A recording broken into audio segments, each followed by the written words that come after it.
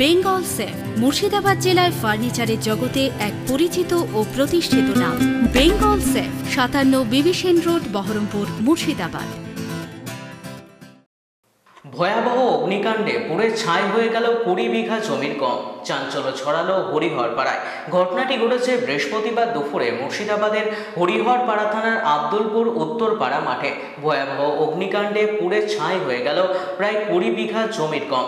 স্থানীয় সূত্রে জানা যায়, একটি জমি পরিষ্কার করতে গিয়ে আগুন লাগানো হয়েছিল গমের কাঠিতে, কিন্তু প্রবল বাতাসের কারণে সেই আগুন ছড়িয়ে পড়ে আশপাশের জমিতে। মুহূর্তের মধ্যেই গ্রাস করে ফেলে বিশাল অংশ। স্থানীয়রা জানান, আমরা তো ভাবতেই পারিনি আগুন এত দ্রুত ছড়িয়ে পড়বে। মুহূর্তের মধ্যেই সব পুড়ে গেল। ক্ষয়ক্ষতির পরিমাণ প্রায় 10 লক্ষ টাকা ছাড়িয়ে যেতে পারে বলে অনুমান করা হচ্ছে।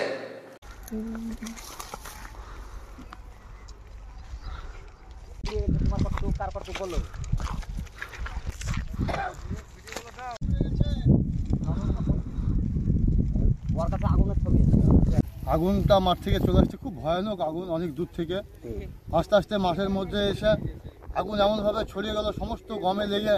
তখন কোন জমিতে কে যেভাবে কোনো রাস্তা খুঁজে পাওয়া যাচ্ছে না। চারিদিক থেকে সব মানুষজন ছুটে আসলো সংবাদ পেয়ে। এসে কিছু বাঁচা গেল, কিছু পুড়ে ধ্বংস হয়ে গেল। এখনও মাঠে আগুন জ্বলছে। গরিব মানুষ সারা বছরের ফসল পানি আর এত টাকা পয়সা দিয়ে খরচা করে খেয়েছে গরিব মানুষ, তার নষ্ট হয়ে গেল। এখন তারা কি করবে? এখন সরকারের পক্ষ থেকে তাদের কিছু অনুদানের জন্য দেওয়ার জন্যে আমাদের আবেদন করে। গম আনুমানিক 18-20 বিঘা মতো পুড়েছে। এখনো মাঠে আগুন, ভয়ানক আগুন, এখনো মাঠে আগুন জ্বলতে পড়ছে। নাম গোলাম মুস্তফা বেশি। মাঠে যা আনুমানিক যা গম আগুন লেগে যেভাবে ক্ষতিগ্রস্ত হয়েছে, মোটামুটি 18 থেকে 20 বিঘা জমি হয়তো পুড়িয়ে ধ্বংস হয়ে গেছে।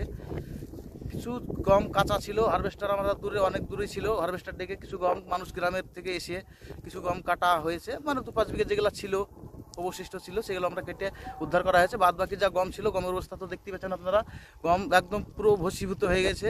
মানুষের আত্মহত্যা করা ছাড়া আর কিছুই থাকবে না। যারা চাষি অন্য জনার জমি হয়তো কন্ট্যাক্ট করে খায়, তাদেরকে কন্ট্যাক্টের ফসল দিতে হবে।